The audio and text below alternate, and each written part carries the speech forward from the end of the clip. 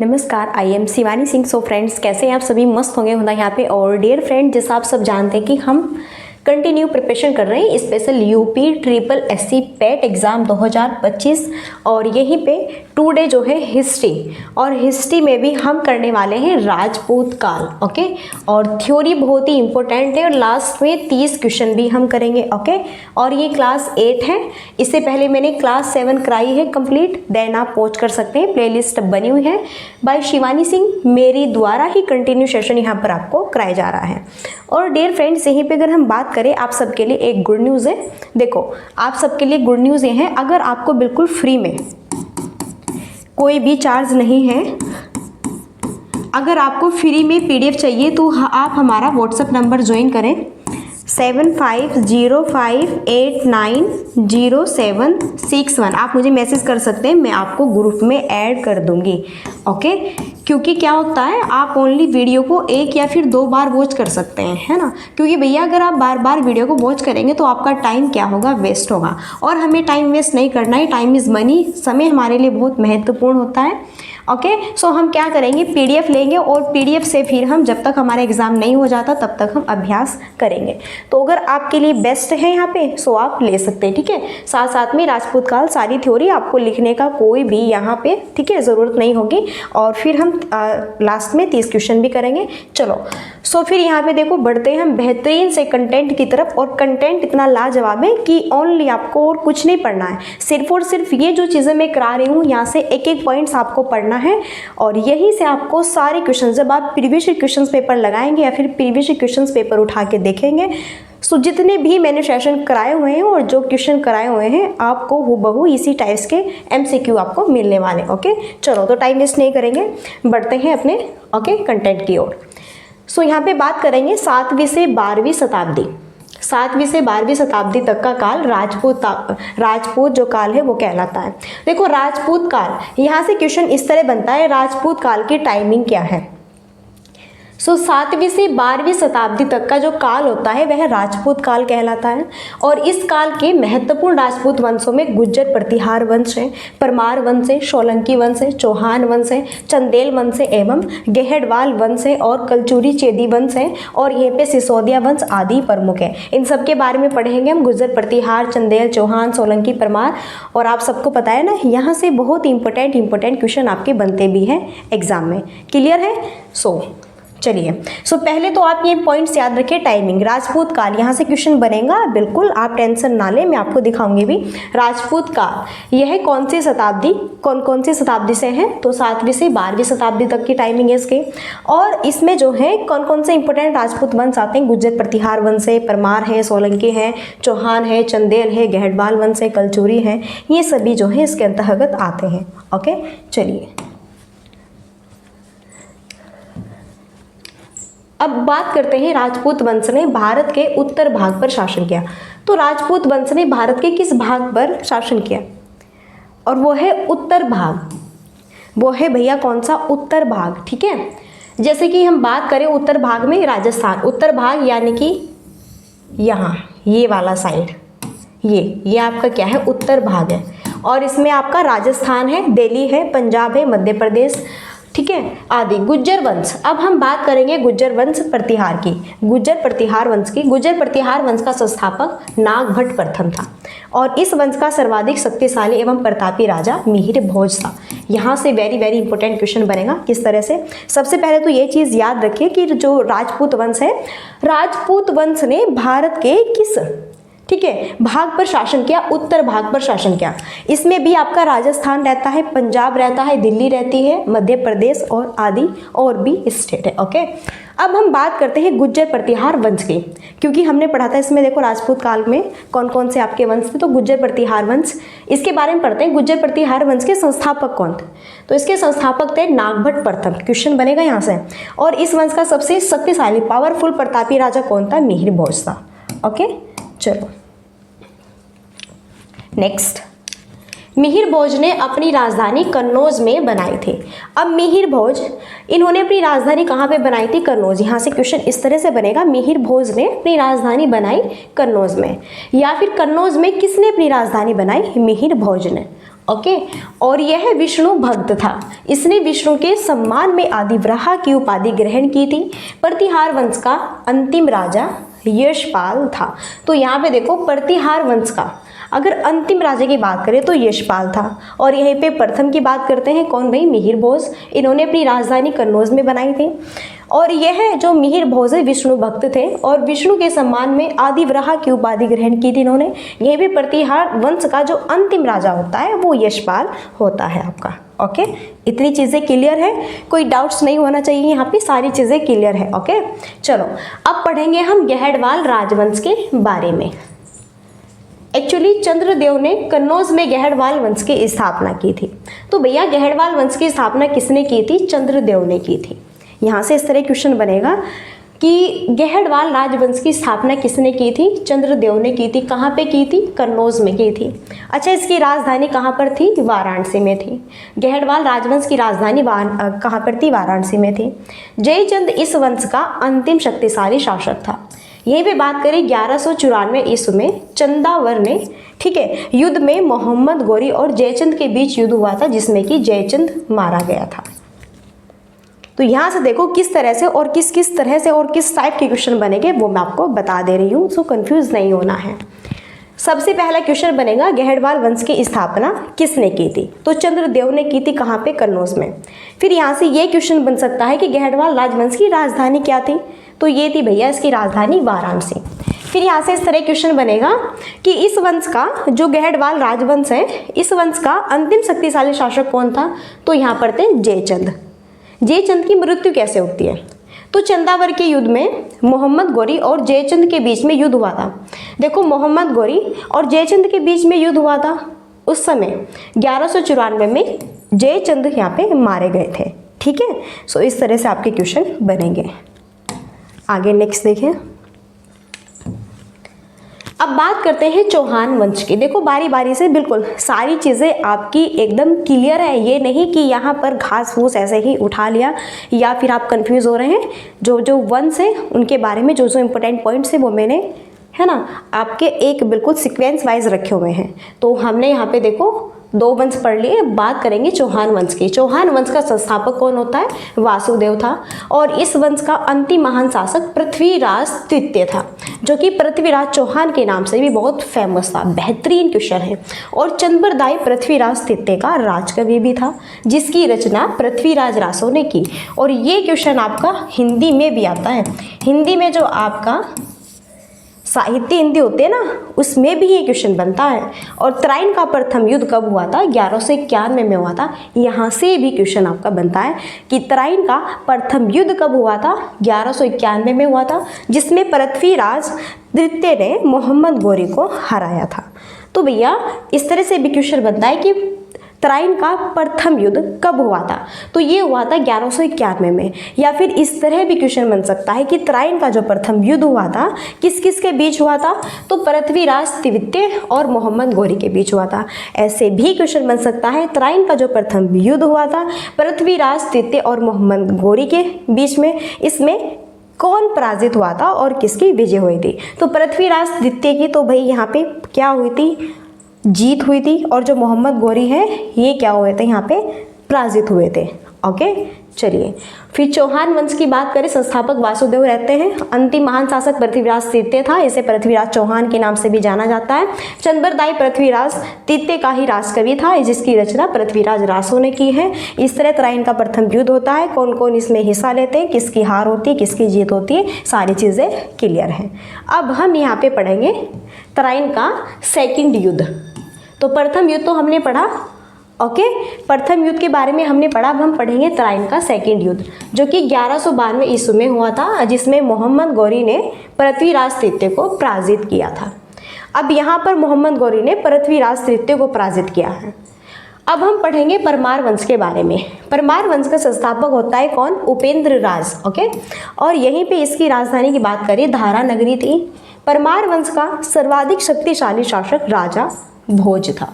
यहाँ से बेहतरीन क्वेश्चन बनेंगे, स्पेशली फॉर आप याद रखें। ओके, तो देखो किस तरह से क्वेश्चन का लेवल रहेगा, क्वेश्चन का लेवल ऐसे रहेगा, तराइन का सेकंड युद्ध कब हुआ था? तो 1192 में हुआ था। एक तो ये आपका लेवल रहेगा इसमें। फिर ये रहेगा किस किस के बीच हुआ था तराइन का सेकंड युद्ध?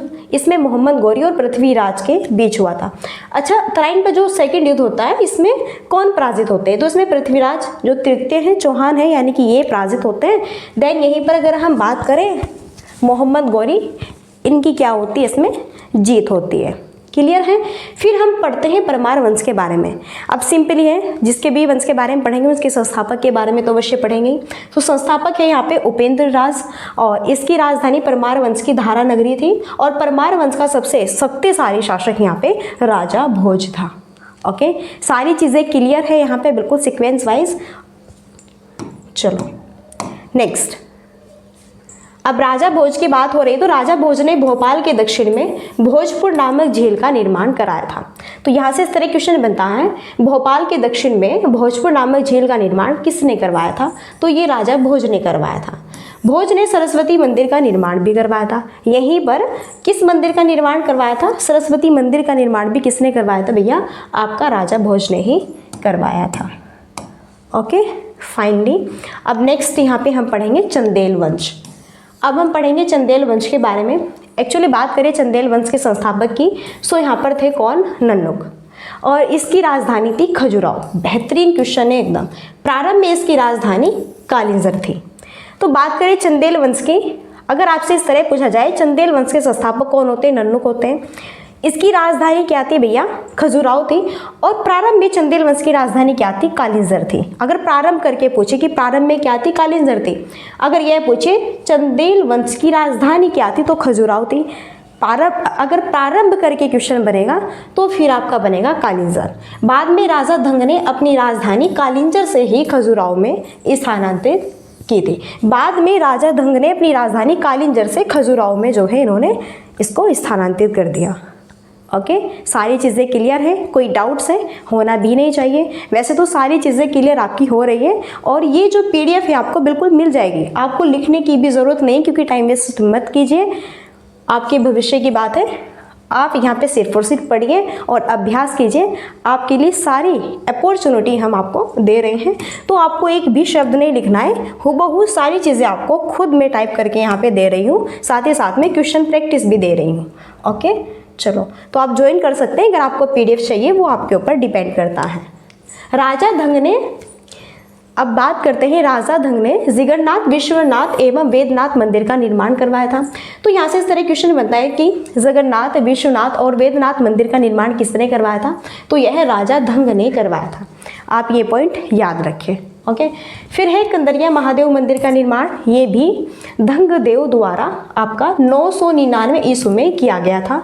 खजुराहो स्थित मंदिर का निर्माण चंदेल राजपूत शासकों ने करवाया था। बेहतरीन। और ये जो ये वाला पॉइंट है, ये आपका हर बार क्वेश्चन, ठीक है, यहाँ से पूछा जाता है। ये आपका very very very very important यहाँ पे रहता है।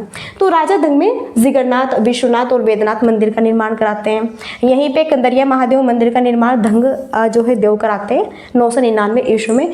यहीं पे बहुत ही बेस्ट है खजुराहो स्थित मंदिर का निर्माण, जो कि चंदेल राजपूत शासकों के द्वारा यह कराया जाता था। ओके, क्लियर है? चलो आगे बढ़ते हैं। नेक्स्ट स्क्रीन पर देखो क्वेश्चन है। अब हम बात करेंगे सोलंकी वंश के बारे में। सोलंकी वंश का संस्थापक मूलराज प्रथम था, और इसकी राजधानी की बात करें अनहीलवाड़ थी। भीमदेव प्रथम के शासनकाल में महमूद गजनवी ने सोमनाथ मंदिर पर आक्रमण किया था। तो सोलंकी वंश के बारे में अगर हम बात करते हैं, यहाँ से बहुत ही बेहतरीन से क्वेश्चन बनते हैं। सोलंकी वंश के संस्थापक, देखो जितने भी हम वंश पढ़ रहे हैं, है ना, सो यहाँ पे क्लियर है कि उनके संस्थापक तो हम देख ही रहे हैं, पढ़ रहे हैं। तो यहाँ पर सोलंकी वंश के संस्थापक की बात करते हैं तो भैया मूलराज प्रथम होते हैं, और इसकी राजधानी अनहीलवाड़ थी। भीमदेव प्रथम के शासनकाल में महमूद गजनवी ने सोमनाथ मंदिर पर आक्रमण किया था। तो इस तरह से क्वेश्चन बनेगा कि भीमदेव प्रथम के शासनकाल में महमूद गजनवी ने किस मंदिर पर आक्रमण किया था? सोमनाथ मंदिर पर आक्रमण किया था। ये क्वेश्चन मैंने इस वीडियो के लास्ट में इंक्लूड भी किया हुआ है। लास्ट में सारे क्वेश्चन आपके क्लियर भी होंगे। चीज़ें क्लियर है? चलिए नेक्स्ट, अब देखो यहाँ पे भीमदेव प्रथम, इसके बारे में बात करें, भीमदेव प्रथम के सामंत विमल ने आबू पर्वत पर दिलवाड़ा का प्रसिद्ध जैन मंदिर बनवाया था। यहीं पे मोढेरा के सूर्य मंदिर का निर्माण सोलंकी राजाओं के शासनकाल में हुआ था और यह मंदिर गुजरात राज्य में स्थित है। तो भीमदेव प्रथम के सामंत विमल ने आबू पर्वत पर दिलवाड़ा का प्रसिद्ध जैन मंदिर, तो भैया यहाँ से इस तरह क्वेश्चन बनेगा, आबू पर्वत पर दिलवाड़ा का प्रसिद्ध बहुत ही फेमस जैन मंदिर किसने बनवाया था? भीमदेव प्रथम ने बनवाया था।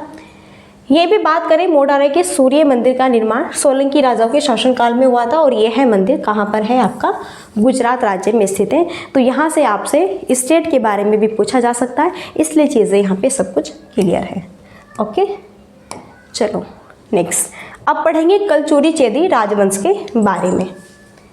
चलिए यहाँ पर देखो, कलचुरी राजवंश का संस्थापक यहाँ पर होता है कोक्कल और इसकी राजधानी है भाई त्रिपुरी। प्रसिद्ध कवि राजशेखर कलचुरी के दरबार में ही रहते थे। तो बहुत ही फेमस कवि थे राजशेखर, कलचुरी के दरबार में ही रहते थे। तो यहाँ से इस तरह क्वेश्चन बनता है कि प्रसिद्ध कवि जो राजशेखर थे वह किसके दरबार में रहते थे? कलचुरी के दरबार में रहते थे। या फिर इस तरह भी क्वेश्चन बनता है आपका, जो बहुत ही प्रसिद्ध कवि आपके राजशेखर थे, यह किसके दरबार में रहते थे? कलचुरी की। कलचुरी के दरबार में कौन बहुत ही फेमस कवि रहता था? उसका नाम है राजशेखर। इस तरह से सारे क्वेश्चन आपके बनेंगे, देन आप सारे पॉइंट्स को अच्छे से याद रखें। ओके, सो हमने इसके संस्थापक की बात की, इसकी राजधानी की भी बात की। नेक्स्ट, अब हम पढ़ेंगे सिसोदिया वंश के बारे में। देखो, सिसोदिया वंश, इस वंश के शासक अपने को सूर्यवंशी कहते थे। जो सिसोदिया वंश है, इस वंश के जितने भी यहाँ पर शासक होते थे अपने आप को सूर्यवंशी, तो इस वंश के शासक अपने आप को सूर्यवंशी कहते थे। आप अपने नाम के आगे आज भी लिखते हैं सूर्यवंशी, फलाना सूर्यवंशी, ढिमकाना सूर्यवंशी, इस तरह से सब अपने अपने निकनेम के, ठीक है, नाम के पीछे निकनेम लगाते हैं। ओके, सो भाई जो भी सबका अपना अपना धर्म होता है, सो उसी के थ्रू आप सभी अपने अपने, कोई राजपूत, कोई गुज्जर, अपने अपने अनुसार लिखता है। ओके, लिखता है कि नहीं लिखता है आज भी। जो मेवाड़ शासन करते थे, मेवाड़ की राजधानी चित्तौड़ थी। अपनी विजय के उपलक्ष्य में विजय स्तंभ का निर्माण राणा कुंभा ने चित्तौड़ में करवाया था। यहाँ से इस तरह क्वेश्चन बनेगा, विजय स्तंभ का निर्माण किसने करवाया था? तो राणा कुंभा ने करवाया था। कहाँ पे करवाया था? चित्तौड़ में करवाया था। और यहाँ से very very very very important question बनता है, लास्ट में मैं आपको ये क्वेश्चन दिखाऊंगी भी। ओके, चलिए नेक्स्ट, विक्रमशिला शिक्षा केंद्र के संस्थापक धर्मपाल थे। ओके, और गीत गोविंद के रचनाकार जयदेव लक्ष्मण सेन की सभा को अलंकृत करते थे।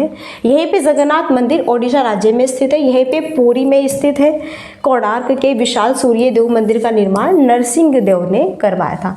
तो ये जो सारे के सारे पॉइंट्स हैं, ये very very very very important points रहते हैं आपके। देखो किस तरह से यहाँ से क्वेश्चन बनता है, यहाँ से ये आपके इंपॉर्टेंट पॉइंट्स हैं। यहाँ पे इस तरह क्वेश्चन बनेगा, विक्रमशिला शिक्षा केंद्र के संस्थापक कौन थे? धर्मपाल थे। कौन थे भैया? धर्मपाल थे। ओके, ये चीज़ आप याद रखें। तो यहाँ पे देखो, विक्रमशिला शिक्षा केंद्र के संस्थापक कौन होते हैं? यहाँ पर धर्मपाल होते हैं। फिर यहाँ पर है गीत गोविंद के रचनाकार कौन थे? जयदेव थे, जयदेव लक्ष्मण सेन। अब यहाँ पे बात करें, लक्ष्मण सेन की सभा को अलंकृत करते थे। यहीं पे बात करें, जगन्नाथ मंदिर किस राज्य में स्थित है? तो जगन्नाथ जो मंदिर है यह उड़ीसा राज्य में स्थित है। इस पॉइंट्स को आप याद रखें। फिर यहाँ पे बात करते हैं, पुरी में स्थित कोणार्क के विशाल सूर्य देव मंदिर का निर्माण किसने करवाया था? नरसिंह देव प्रथम ने करवाया था। कोणार्क जो कि सूर्य के मंदिर, कोणार्क जो है सूर्य के मंदिर को यहाँ पे इंडिकेट करता है। क्लियर है? और ये चीज़ें आप बहुत पहले से पढ़ते हुए आ रहे हैं। जब आप यहाँ पे 5, 6, 6 to 8, 9, 10, 9, 11, 9, 10, 11, 12 इनमें थे, तब भी आप कोणार्क सूर्य का मंदिर इसके बारे में पढ़ते आ रहे हैं लगातार। ओके, और आज देखो, आज जब आपको जॉब लेनी है तब भी आपको कोणार्क मंदिर यहाँ पे पढ़ना पड़ रहा है। अब हम कुछ अन्य महत्वपूर्ण तथ्य देखते हैं। अगर बात करें लिंगराज मंदिर का निर्माण, ये सोमवंशी राजा ये याति केसरी ने करवाया था। यहीं पे लिंगराज मंदिर का निर्माण भुवनेश्वर में अवस्थित है। यहीं पे ब्लैक पेगोडा जो कि कोणार्क में स्थित है। सारे इंपॉर्टेंट पॉइंट्स हैं, ये मैंने एक्स्ट्रा यहाँ पे लिए हुए हैं। तो डियर फ्रेंड्स, यहाँ पे हमने बात की है राजपूत काल के बारे में। सो राजपूत काल के बारे में जो भी मैंने आपको थ्योरी पढ़ाई है बहुत ही बेस्ट थ्योरी है। देन आपको यह थ्योरी यहाँ पे कैसी लगी, आई होप बेस्ट लगी होगी।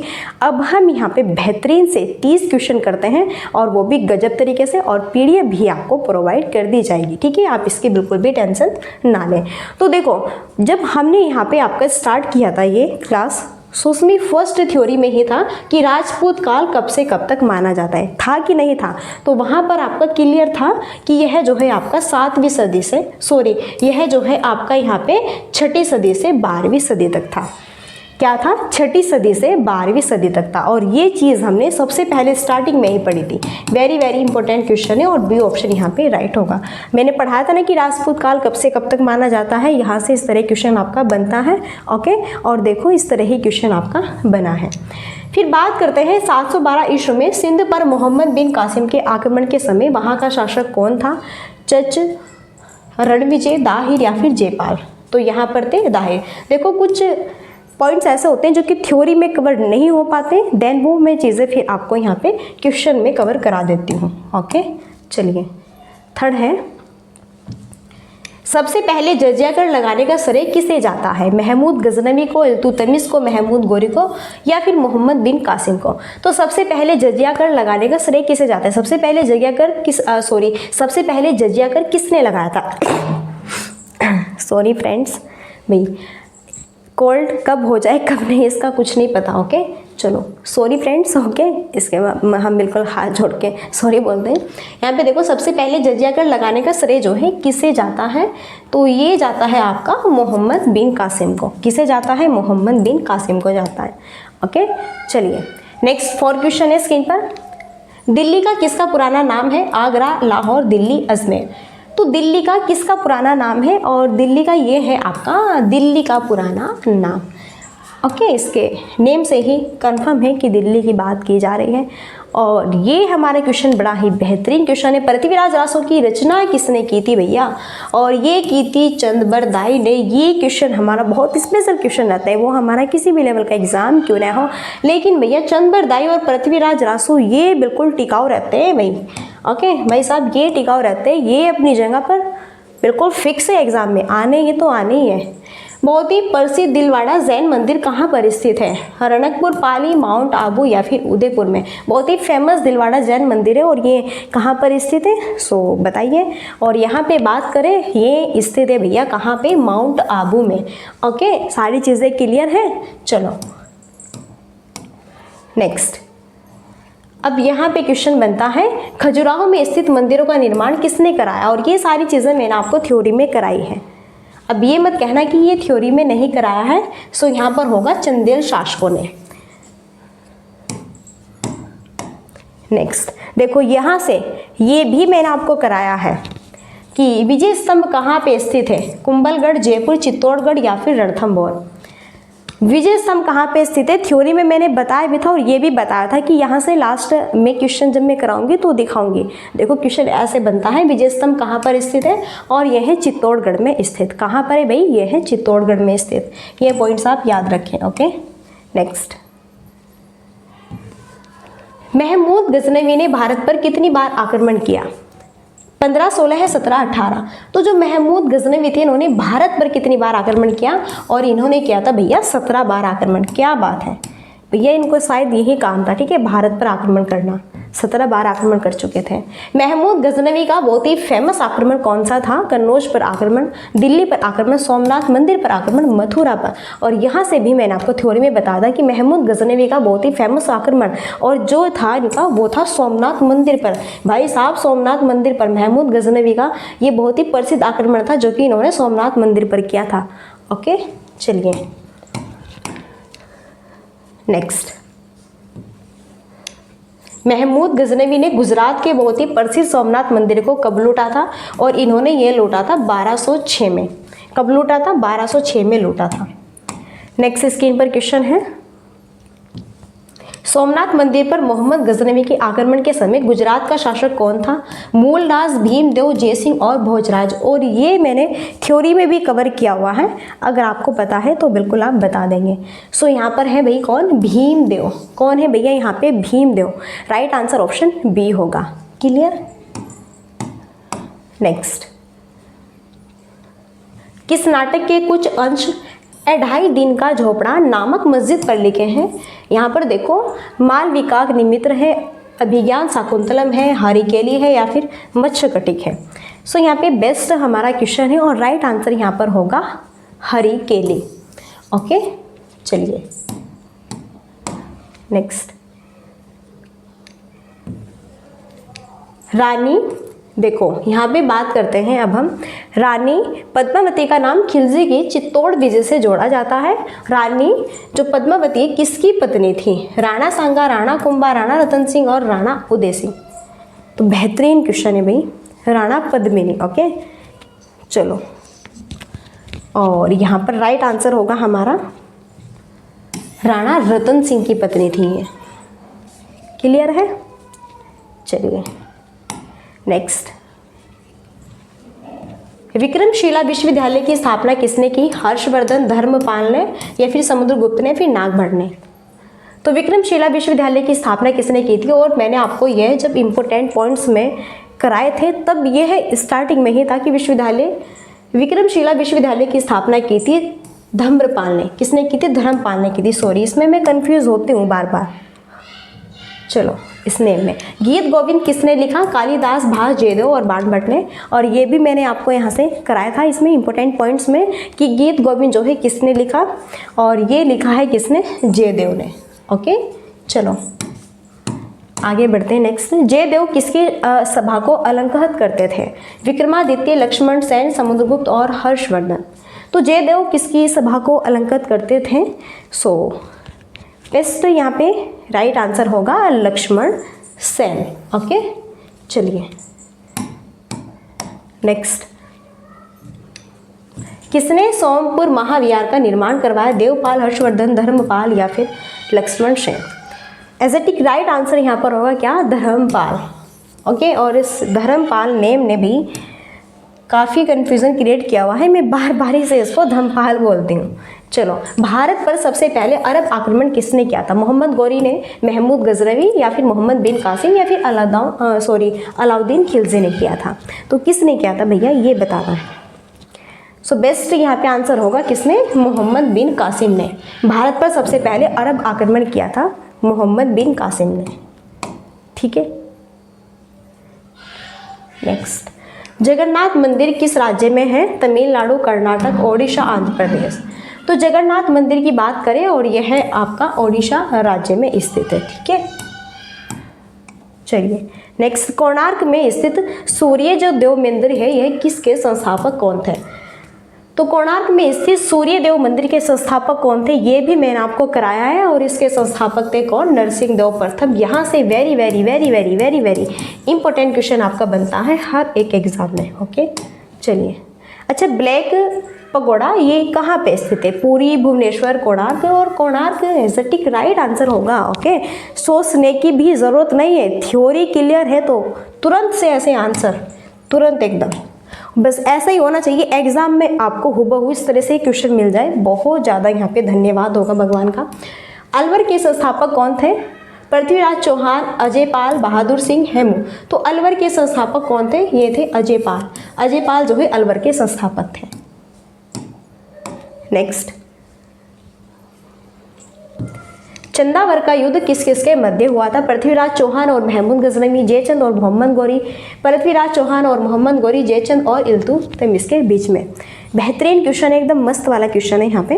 Okay, 24 is the right answer, option B यहाँ पे। जयचंद और मोहम्मद गौरी के बीच में चंदावर का युद्ध हुआ था। देखो इस तरह से भी क्वेश्चन बनता है कि यह युद्ध किस किस के बीच हुआ था और इस युद्ध में किसकी जीत हुई थी और कौन पराजित हुए थे। फिर है लिंगराज मंदिर कहाँ पर स्थित है आपका? पुरी में है, कोणार्क है, कटक है या फिर भुवनेश्वर है। बेस्ट यहाँ पे राइट आंसर क्या होगा? 25 का। सो एग्जैक्ट राइट आंसर होगा लिंगराज अगर मंदिर की बात करें तो ये है कहाँ पर? भुवनेश्वर में स्थित। ओके, चलिए नेक्स्ट है, बंगाल के पाल वंश का संस्थापक कौन था? धर्मपाल, गोपाल, देवपाल या फिर महिपाल। तो बंगाल के पाल वंश का संस्थापक कौन थे? यहाँ पे गोपाल। ओके, चलो, पाल वंश के थे गोपाल, इस तरह से याद रखते, पाल गोपाल। नेक्स्ट, प्रतिहार राजवंश की स्थापना किसने की? नागभट्ट प्रथम ने, भोजराज ने, या फिर हरिश्चंद्र ने, या फिर वत्सराज ने? तो प्रतिहार राजवंश की स्थापना जो है किसने की थी? ऐसा ठीक राइट आंसर बताना है 27 क्वेश्चन का। बहुत ही बेहतरीन क्वेश्चन है, एकदम मस्त। और यहाँ पर ये है कौन? हरिश्चंद्र, ओके, जो कि प्रतिहार राजवंश की स्थापना करते हैं। नेक्स्ट, मिहिर भोज का पुत्र कौन था? तो भैया 28 क्वेश्चन में बताना है मिहिर भोज के पुत्र कौन थे? और ये थे महेंद्रपाल मिहिर भोज थे। तो ऐसे याद रखो, मिहिर भोज, मैं से मिहिर भोज, और इसके जो सन है, पुत्र है, वो भी मैं से महेंद्रपाल। इस तरह से भी आप याद रख सकते हैं, ओके। चलो फिर है तोमर वंश। बात करते हैं तोमर वंश के संस्थापक कौन थे? तो तोमर वंश के संस्थापक थे अनंगपाल। कौन थे? अनंगपाल थे। इसे आप इस तरह से याद रखें। चलिए नेक्स्ट है और लास्ट है, और क्वेश्चन बड़ा ही बेहतरीन है। यहाँ पर पूछा है तराइन का प्रथम युद्ध कब हुआ था? देखो, तराइन का प्रथम युद्ध और जो है सेकंड युद्ध, ये मैंने आपको पढ़ाया है। तो भैया यहाँ पर अगर हम बात करते हैं तराइन के प्रथम युद्ध की, तो तराइन का प्रथम युद्ध होता है 1191 में, और तराइन का सेकंड युद्ध होता है 1192 में। तो यहाँ पर पूछा है प्रथम युद्ध किस किस के बीच होता है, इसमें कौन पराजित होते हैं, किसके जो है जीत होती है, सेकंड में कौन पराजित होते हैं, किसकी जीत होती है, सारी चीज़ें मैंने थ्योरी में क्लियर की हुई है, ओके। चलो अब यहाँ पर देखो, UP triple paid exam 2025 exams में योजना आयोग पंचवर्षीय योजना, इसमें बहुत ही बेस्ट थ्योरी है। 25 क्वेश्चन है भारतीय अर्थव्यवस्था यानी कि Indian economics. Yes, Indian economy, यहाँ से भी क्वेश्चन बनेंगे भैया। एग्जाम में बार बार क्वेश्चन पूछे जाते हैं, इस चीज़ को आप रट लो। बेहतरीन, एकदम फर्स्ट क्लास है, बहुत गजब की क्लास है। मान के चलिए जो है यहाँ पे 43 मिनट की वीडियो है, लेकिन बहुत ही बेस्ट कंटेंट है। योजना आयोग पूरी ऑल पंचवर्षीय योजना यहाँ पे 1 से 12 तक की क्लियर की हुई है। क्या क्या चीज़ें कौन कौन सी पंचवर्षीय योजना में जो है कही गई है, कहाँ से किस किस माध्यम से क्वेश्चन बनते हैं, सारी चीज़ें इसमें मैंने क्लियर की हुई है। तो ये मेरा ही सेशन है, आप इसे वॉच कर सकते हैं, ओके। चलो, और लास्ट क्वेरी यही रहती है, like and share and subscribe की। अगर आपको अच्छा लगता है कंटेंट तो आप कर सकते हैं। देखो, हम फोर्स नहीं करेंगे, वो तो आपके ऊपर डिपेंड करता है। देखो, अगर किसी को अच्छा लगता है तो वो खुद ही कर लेता है, उसमें बोलने की भी ज़रूरत नहीं होती। तो डियर फ्रेंड्स, बस मैं आपको यही कहूँगी, अगर आपको PDF चाहिए तो आप ज्वाइन हो सकते हैं, क्योंकि आपके लिए ही बेहतर होगा, ओके। सो चलिए फिर यहीं पर अब हम मिलते हैं नेक्स्ट सेशन में, और तब तक के लिए so thanks for watching, keep study and bye bye, take care. जय हिंद, जय भारत, नमस्कार।